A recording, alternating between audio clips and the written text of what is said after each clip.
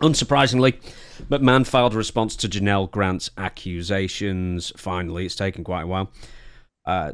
Claiming that everything was consensual. You know, we figured that by using the love letter, which Janel Grant claims that Vince forced her to write for him, and, you know, was highly plagiarized as proof. But there's more that Vince has come out with. The NDA agreement, which called for McMahon to pay Grant $3 million, contained a clause which stated, by signing this agreement, Grant acknowledges that she will have waived any rights she may have had to pursue or bring a lawsuit or make any legal claims against McMahon and or WWE and any of its directors, officers, employees, agents, and representatives. So they're trying to say immediately that you can't do a lawsuit against us because this NDA says you can't, that you signed.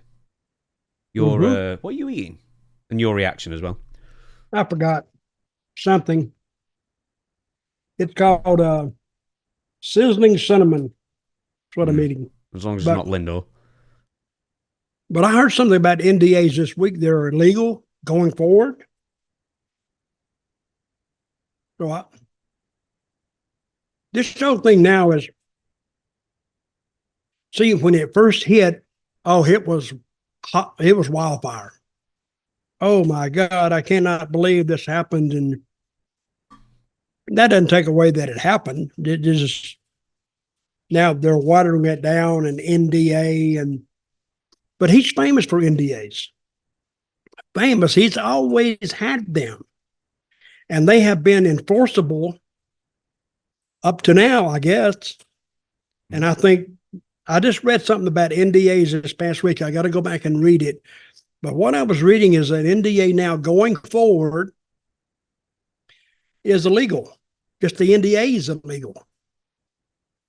Because I think that was workers going like from, I think you mentioned it before, Apple to some other, say Samsung, you said.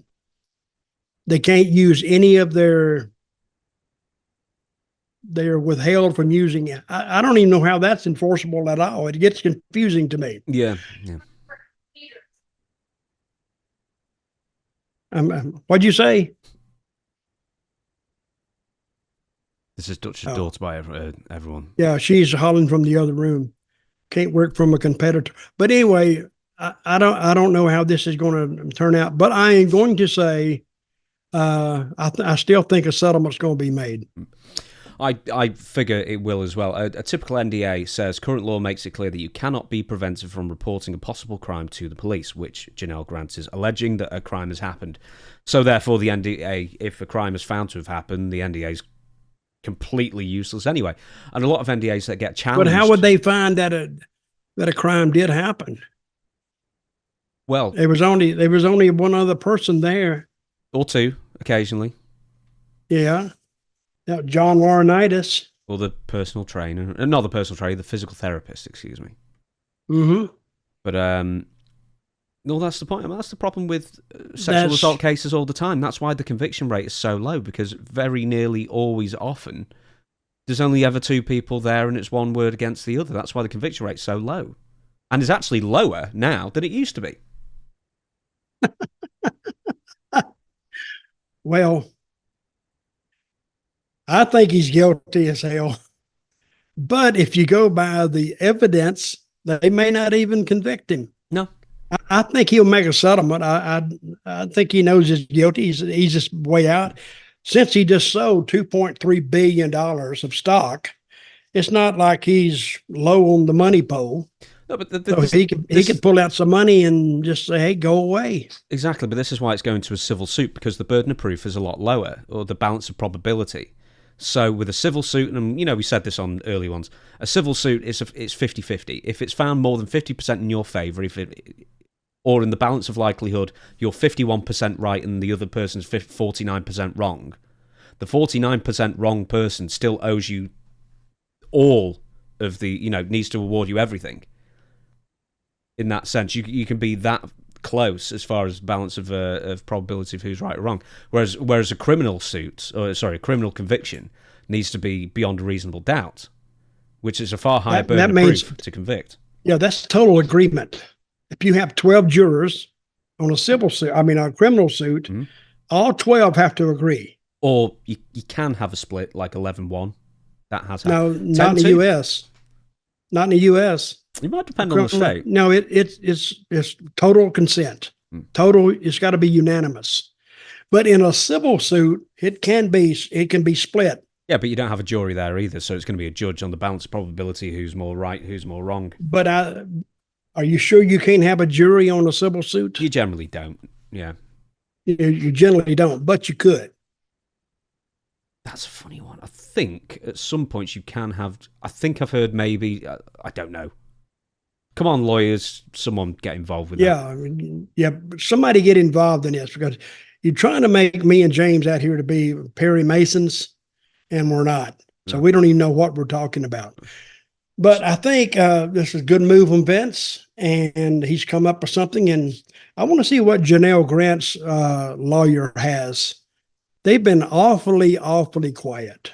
Well, not quite so quiet, because Vince made a couple of other allegations in this response to Janel Grant's lawsuit. So, more interestingly than any of that, Janel's Grant's suit says that... Vince McMahon's filing says that Grant was reeling from the death of her... What the hell am I saying? Janel Grant's suit says that Grant was reeling from the death of her parents when she met Vince. You'll remember she was very vulnerable, etc. Mm-hmm.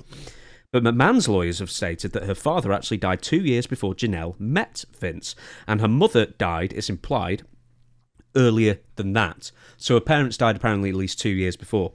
So they're sort of calling into question her state of mind with the parents' death. And then McMahon also disputes that Janel was giving her father round-the-clock care towards the end of his life because he was already in a care home in his final days. But Janel's lawyer says that her father was living in in-home hospice care where Janel was indeed caring for him full-time. So he's saying one, she's saying the other.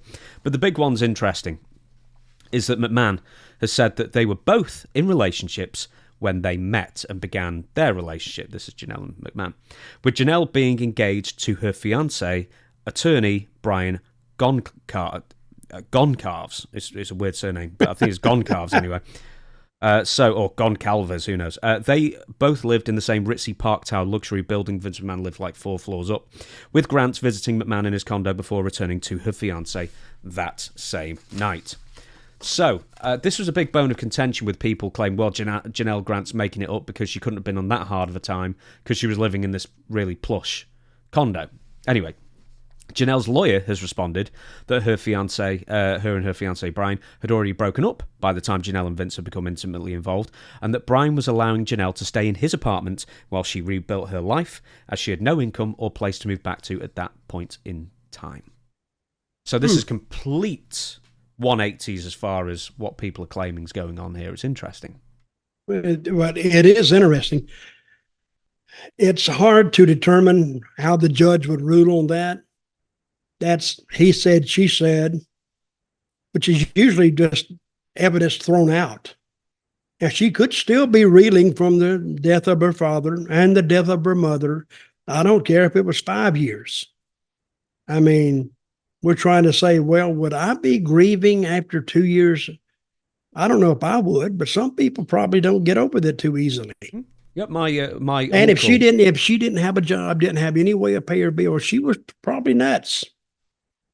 But again, Vince picked her out, and Vince got her to do all this stuff allegedly. There's that word again, allegedly. So we'll see. So now every time we talk about this, my mood changes just a little bit. I think Vince is guilty as hell, but I think it moves a little bit toward Vince because he's got a pretty sharp attorney. Yep. And they get you thinking that way, and all of a sudden you go, I don't know about the total thing, but I don't know. Yeah, I'd have to hear the whole trial.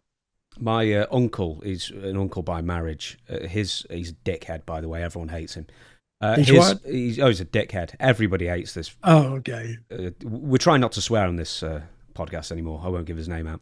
His voice never broke, which was hilarious. Just a full-grown man with a beard, and he was like, woo-hoo! You know, he sounded ridiculous.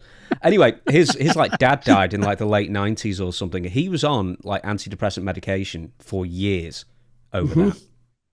So yeah, people take it. Some people take things harder than others. That's life. So the only thing new in the investigation with Vince is that he's contested the NDAs. That's the only thing new, right? Yeah, that's the only real big thing, apart from they're just claiming two different sets of facts here, except that one of them involves a third person, and this is the fiancé, Brian, the lawyer that Janel was living with. So at least we've got someone who we can ask. Okay, what is the latest on the John Laurinaitis issue? Nothing's been said about John. But he did break up with the Bella's mother, right? They're no longer together, correct? I don't know. I don't know either. I mean, they've kept that quiet too. Yeah, well. But I don't think. I think if I was the Bella's mother and this came out against my boyfriend, I think I'd be broke up with him too. I wouldn't want to go through that. Paid well. But we'll see. We'll see. If what? What'd you say? He was paid well, so a good old settlement. Yeah. to soothe this. That's why I'm saying I want to hear more about this Vince thing, but it's going to take its time. But every time that I hear something about it, it changes just a little bit, and we'll see. But again, I'm gonna go back on what I'm gonna say. I don't think it'll go to trial. I think a settlement will be made because that's the best thing.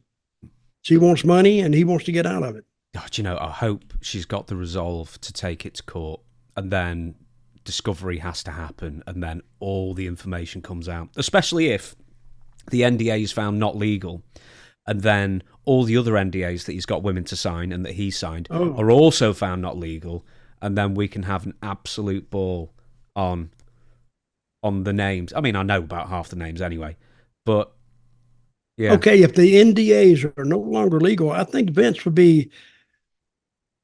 He'll have a full-time team of attorneys working. Yeah. Just on this. So we'll see. What's the shit creek without a paddle? Is it? No, yeah, it's up shit creek without a paddle. There you go. Is it galloping up diarrhea drive without a saddle? I like that one as well because that rhymes. Okay,